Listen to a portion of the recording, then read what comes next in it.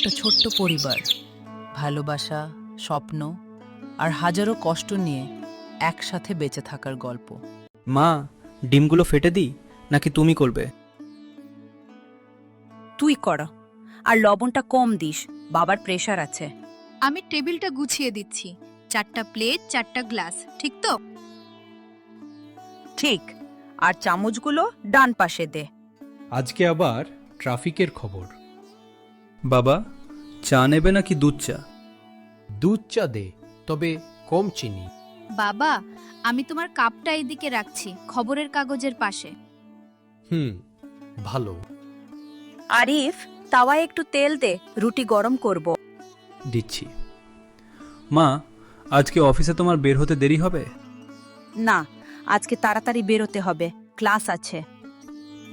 আমার স্কুলও, কিন্তু আজকে পরীক্ষা না, তাই একটু স্বস্তি। স্বস্তি বেশি হলে পড়া কমে যায়। বাবা, আমি পড়ি, তুমি এমন বলো কেন? বলি না, মনে করাই। নাস্তা নাও সবাই, ডিম ভাজি আর রুটি। মা, ডিমটা ঠিক হয়েছে তো? ঠিক হয়েছে, তুই ভালোই করেছিস।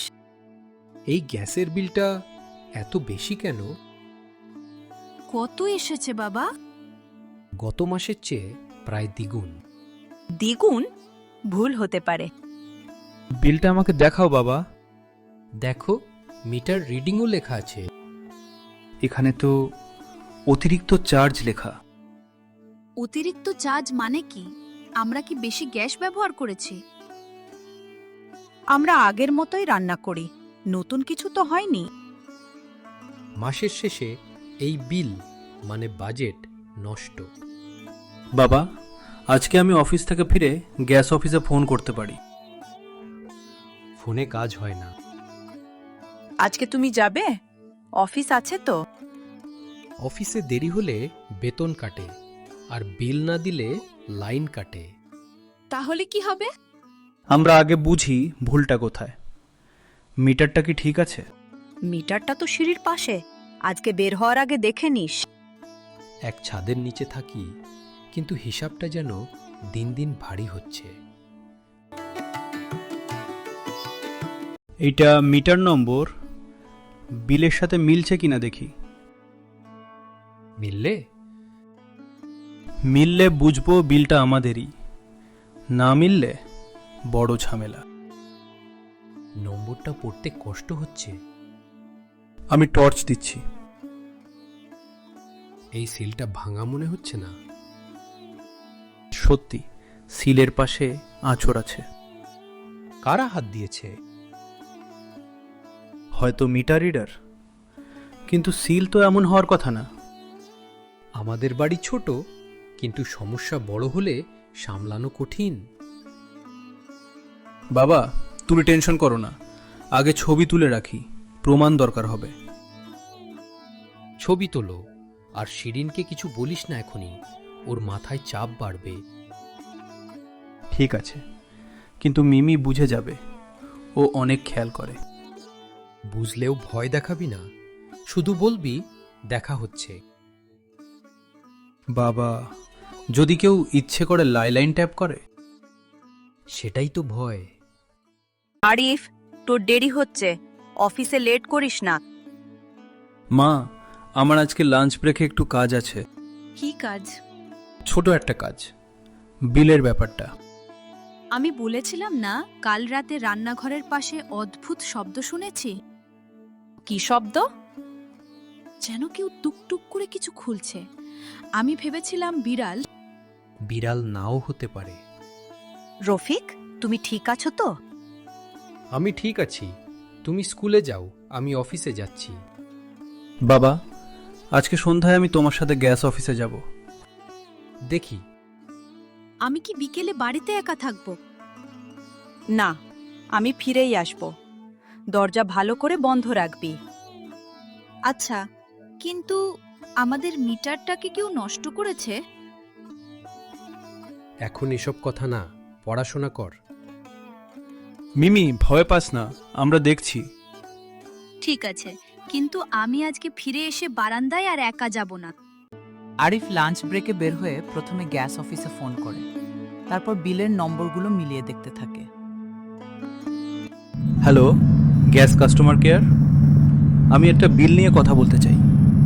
আপনার কনজিউমার নম্বর বলুন।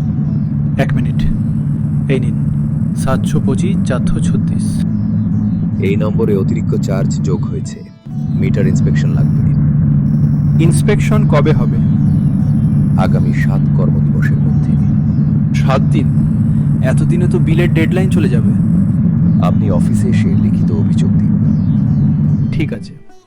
আর একটা কথা, মিটারের সিল নষ্ট মনে হচ্ছে। সিল নষ্ট হলে জরিমানা হতে পারে, আপনি দ্রুত রিপোর্ট করুন। আমরা নষ্ট করিনি, আমি আজই রিপোর্ট করব। ঠিক আছে, ধন্যবাদ। জরিমানা যদি বাবা শুনে আরও চিন্তা করবে। বাবা, আমি গ্যাস অফিসে ফোন করেছি, তারা বলছে ইন্সপেকশন লাগবে। কতদিন পরে? 7 কর্মদিবস, কিন্তু আমরা কালই অভিযোগ জমা দিতে পারি। কাল সকালে আমি বেরোতে পারবো না। আমি যাব, তুমি শুধু সাইন করে দেবে। ইন্সপেকশন মানে কি? লোক এসে মিটার দেখবে? আর তারা বলেছে সিল নষ্ট থাকলে জরিমানা হতে পারে। জরিমানা আমরা কেন দেব? কি জরিমানা? কি হচ্ছে? কিছু না। ছোট সমস্যা হলে মুখ এমন কেন? মা, বিলটা বেশি এসেছে আর মিটারের সিলটা সন্দেহজনক। তাহলে কেউ কি আমাদের লাইনে হাত দিয়েছে? আমি বলেছিলাম না, শব্দ শুনেছি। সকালে আরিফ যাবে অভিযোগ দিতে। আমি যাব তোমার সাথে। মা, তুমি স্কুলে গেলে ভালো, আমি একাই পারবো। না, এইটা আমাদের বাড়ি ব্যাপার। এক ছাদের নিচে থাকলে সমস্যা একার না। তাহলে আজ রাতে দরজায় বাড়তি তালা দিই? দে, আর বারান্দার দিকটা দেখে রাখবো। শোনো, আজ বিকেলে নিচতলার জালাল আমার নাম নিয়ে কিছু জিজ্ঞেস করেছিল। কি জিজ্ঞেস করেছিল? বলেছিল আপনাদের গ্যাস লাইনের কাজ কি হচ্ছে। আমি তো কিছুই জানি না। তাহলে জালালি কি? নিশ্চিত না, কিন্তু কাল গ্যাস অফিসে যাওয়ার আগে আমি আজ রাতেই মিটার বক্সটা আবার দেখব। বাবা, একা যেও না। আমি যাব তোমার সাথে, এখনই চলো। এখনই, কারণ বাইরে আবার সেই টুকটুক শব্দটা শুরু হয়েছে।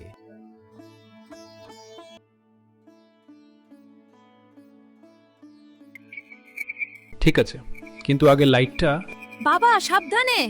দরজাটা খুলবে না, আগে জানলা দিয়ে দেখো। টর্চ অন করছি। দেখো সিঁড়ির দিকটা। কেউ নেই, শুধু করিডোরটা অস্বাভাবিক ফাঁকা। তাহলে শব্দটা কোথা থেকে? নিচতলার দিক থেকে, মিটার বক্সের পাশেই। আজ রাতেই যাবে? যাব, কিন্তু একা না। আছে, আগে তালাটা দিই। আমি দিচ্ছি। বাড়িতে তালা। আবার এই সময়ই কেন? থাক, টর্চ দিচ্ছি। আলো না থাকলেও সুর থামে না মা। বাবা, তুমি এখনো বাজাচ্ছ? ভয় কমে যায় যখন হাত ব্যস্তত থাকে। এই নাও, কিগুলো দেখা যাচ্ছে? দেখা যাচ্ছে, তোর আলোটা ঠিক সুরের মতো সোজা। বাইরে কি হচ্ছে বুঝতে পারছি না। আমি বারান্দা দেখে আসছি। না, একা না, আমি সাথে। তোমরা যাও, কিন্তু দরজা বন্ধ রেখো। কাকু, আপনি এখানে এত রাতে? লাইট গেছে, তাই দেখতে এলুম। আর একটা কথা ছিল।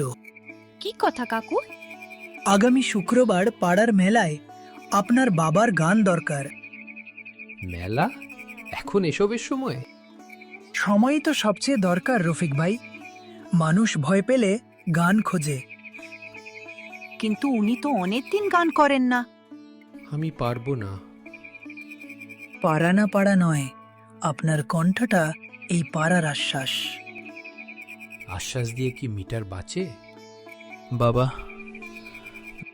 বাবা, আপনি বলতেন সুর মানুষকে এক করে। এখনই তো দরকার। বুঝি বলেই বলছি, ভয় পেলে আমরা ঘরের ভেতরেই ভেঙে যাব। রফিক, তুমি যদি গাও মিমি খুশি হবে। আর পাড়ার লোকও আমাদের পাশে থাকবে। আমি দায়িত্ব নেব, আপনারা শুধু আসবেন। এতদিন পরে গলা কি স্বাদ দেবে? দিবে, আমি রেওয়াজ করাবো। তুই করাবি? হ্যাঁ, আরিফ টর্চ ধরবে, আমি তাল দেব। ডিল। ডিল। আগে এই অন্ধকারটা কাটুক। অন্ধকার কাটে আলোয় না, সাহসে। ঠিক আছে, আমি মেলায় গান করব।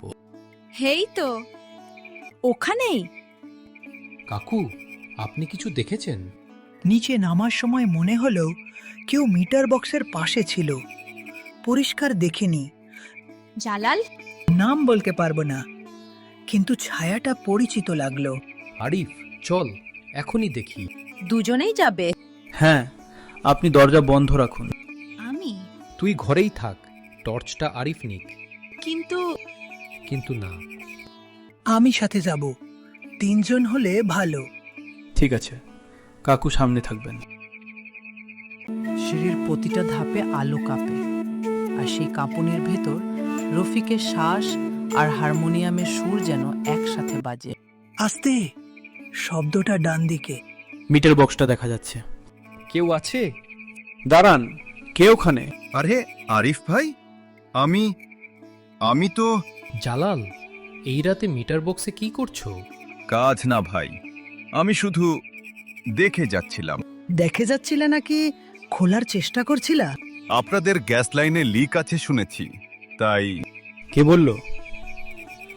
লোকজনই বলে। তাহলে চাবি তোমার হাতে কেন? আমি মিস্ত্রির কাছ থেকে। নাম বলো মিস্ত্রির। কেউ না, আমি নিজের ভালোর জন্যই। নিজের ভালো মানে? আমাদের গ্যাস কাটলে তোমার কি লাভ? আমার লাইনেও সমস্যা, আমি ভয় পেয়েছি। ভয় পেলে অফিসে যাও, রাতের অন্ধকারে বক্স খোলা কেন? আমি ভুল করেছি, কিন্তু আমি কাটিনি। তাহলে ঢাকনা আলগা কেন?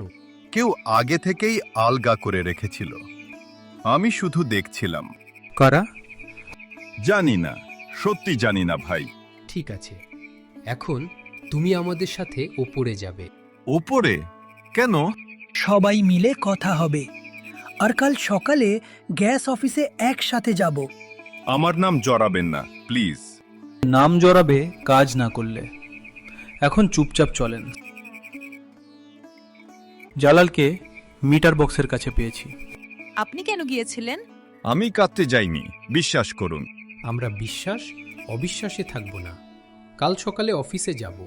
আমি সাক্ষী থাকব। এই বাড়িটা যেন প্রতিদিন পরীক্ষা নেয়। বাবা, মেলায় গান করলে সবাই একসাথে থাকবে। হ্যাঁ, আর কাল থেকে রেওয়াজ শুরু। আগে মিটারটা সিল করে দিই। আমি আমার তালা এনে দিচ্ছি। আমিও সাহায্য করব। সাহায্য করো, কিন্তু সত্যিটা লুকিও না। বাবা ধীরে, প্রথমে আলাপ। আমি রেকর্ড করব, পরে শুনে ঠিক করবেন। এই ঘরটা আজ অনেক দিন পর শান্ত লাগছে। শান্তি ধরে রাখতে হয় গানান দিয়েও। মেলায় আপনি যখন গাইবেন, আমি সামনে থাকব। আর আমি পাশে।